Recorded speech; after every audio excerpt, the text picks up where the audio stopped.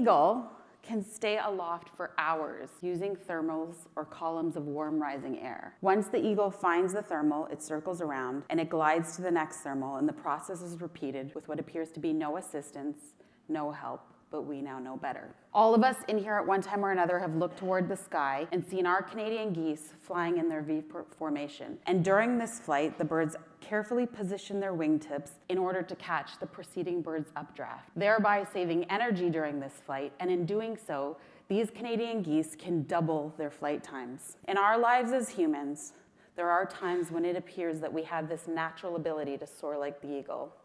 And there are other times when we need the support of others to get along. So in helping others, there's a quality or a characteristic that is really powerful, and that quality is empathy. So like the eagle, it's innate a quality that humans have, but in order to cultivate it, to get it to grow, to get it to work, as in the case of the geese, we need some help. So this is a picture of my grandmother, and in Ojibwe, we call her Kukam. And I'm gonna tell you her story, and it's not always the most comfortable story to hear, or even my personal story or my family's story.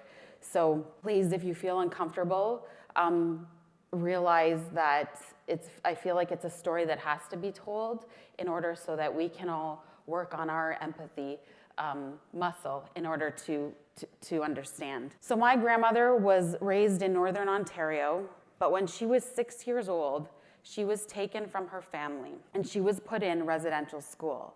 And if you know anything about residential schools, not all of that was a wonderful experience for Indigenous people in Canada. She was there till she was 16. If she tried to speak Ojibwe or Anishinaabemowin, our language, she would be physically beaten for doing so. Throughout that 10 years, she was sexually abused on several different occasions. And if she saw any of her cousins or siblings and tried to hug them, they would also be physically punished for doing that. So for 10 years of her young life, she did not have any connection to her family or understood what love was or what it would feel like to be loved. She then finally gets to leave when she's 16. She goes home to her Northern Reserve, that is a community that had no running water or electricity. She goes on to have 8 children, and my father being one of the oldest kids. She leaves obviously with so many scars that run very, very deep. My dad tells me stories of his parents, both of them residential school survivors, leaving for weeks at a time, he having to pick up the pieces while they're gone. Substance abuse became a huge problem in my family and for a lot of families in this country because of that pain and trauma that they had to deal with. So my dad finally leaves and he meets my mother in Thunder Bay, and they had me. My dad also realizes that he can't handle this pain and the trauma of his experience of growing up with a mother who was an alcoholic and who was violent, angry, and physically abusive. So he then also turns to alcohol to suppress his childhood and his feelings and his pain. And sure enough, I too myself turned to alcohol. Throughout my late teens and early 20s, I started drinking heavily, and did up until I was 38 years old. So as of November 26, 2014, I've been sober since then. Yay.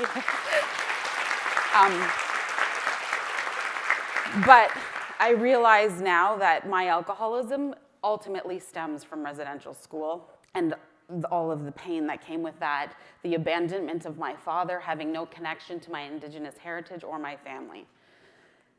So, very sadly, in September of 2016, my dad calls me at 11:30 p.m. on a Tuesday night to tell me that my brother has committed suicide. His name is BJ, and our younger brother Charlie came home from school to find him hanging from a tree in our Northern Reserve in Ontario. It broke my heart, and I can only empathize with the pain that my nephews and my niece will experience for the rest of their lives. But in all of this, and throughout my research through 2015, I discovered the term generational trauma.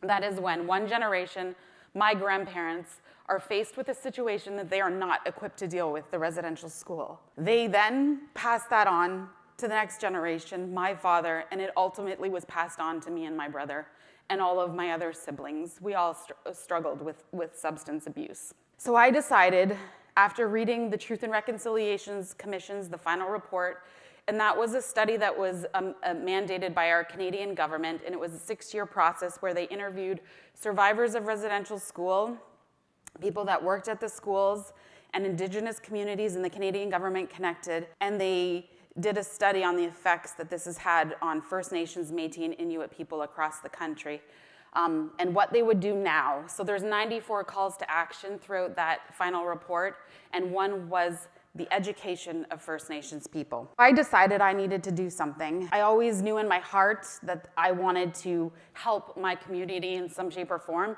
but I couldn't do that until I got well. So in 2015, after getting sober, I had a dream. Literally, I always laugh at this story because it actually sounds ridiculous, but it's true. So it's in January 2015. It's in the middle of the night. It's 2 a.m. I pop up and I'm shaking my husband and I'm like, this is it. This is what I'm gonna do. I have the best idea. And he, like most husbands, roll over and go back to sleep.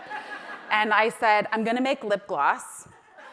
And I'm gonna start a foundation in my grandmother's name, Emily Paul, and get First Nations kids a proper education or scholarships. And that was the original idea. Fast forward throughout the entire year of 2015, which was my market research and business development plan, I created this company called Cheekbone Beauty Cosmetics. So it was created with Canadian-made products that support First Nations education. Most people in Canada have no idea that this huge funding gap exists.